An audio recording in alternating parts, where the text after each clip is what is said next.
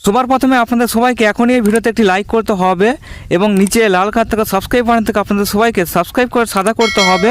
এবং পাশের বেল আইকনে ক্লিক দিয়ে আপনাদের সবাইকে অবশ্যই অল সিলেক্ট করে দিতে হবে।